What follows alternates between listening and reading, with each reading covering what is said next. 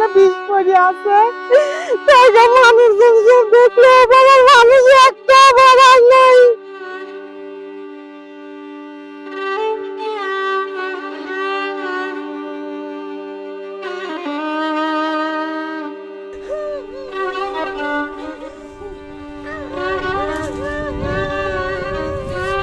এখন যে কোনো ব্র্যান্ডের পুরাতন এসি বদলে নতুন ওয়ালটন এসিতে উপভোগ করুন 25% ছাড়। এই লিজগার্ড মাধ্যমে এদের প্রতিবেশীদের সঙ্গে একটু দ্বিধাদ্বন্দ্ব ছিল, পারিবারিক দ্বন্দ্ব ছিল। এখানে যে মাছের ডাক্তার এসে বলেছে যেভাবে মাছটা মারা যাচ্ছে এটা পুরোপুরি একটা গ্যাস নিক্ষেপ করা হয়েছে এই পুকুরে। পানির পিএইচ এবং অ্যামোনিয়াটা টেস্ট করছি। টেস্ট করার পরে দেখছি যে সেটা স্বাভাবিক পর্যায়ে আছে। আপনার অক্সিজেন প্লাস এনার্জি সি যে স্যালাইনটা আছে এটা আমরা প্রয়োগ করছি প্লাস।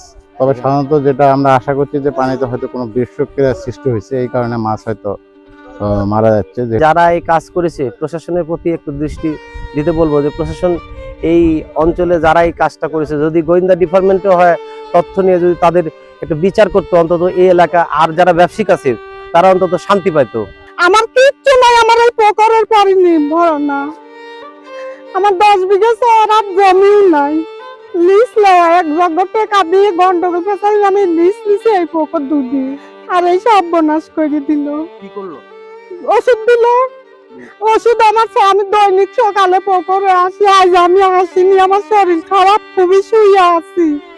আমার স্বামী আমার বেটা নামাজ পড়ে আসে যাই যা করছে যে মাছ মরে ভাসিয়ে গেল, তুমি শুইছো কি কামে? আমি দৌড়া দৌড়ি ভাসি আসি দেখে আমি বিষ দেখি যাই করছি তোমরা মাছ দেখতে যাও না বিষ পড়ে আছে। জায়গা মানুষজন সব দেখলে আমার মানুষ একটা বলার নেই। আমার এই টাকাটা 15-16 লক্ষ টাকার আমার এই পুকুরে ক্ষতি করছে এবং এই টাকাগুলো সমস্ত ঋণ করা, মানে এই মৃত্যু টাকা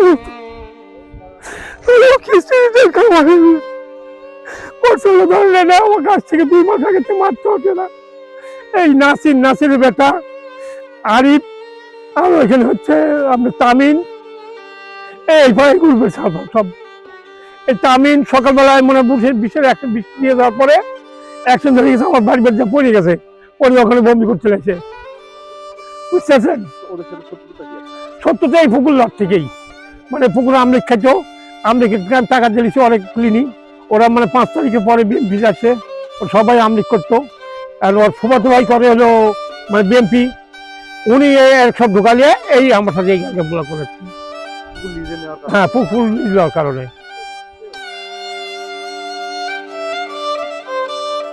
আসার পরে আমরা তদন্ত করেছি, তদন্ত করে ঘটনা সত্যতা পেয়েছি, পেয়ে আমরা অভিযোগ করেছি, মামলা রুজু করেছি, আইনগত ব্যবস্থা প্রক্রিয়াধীন আছে।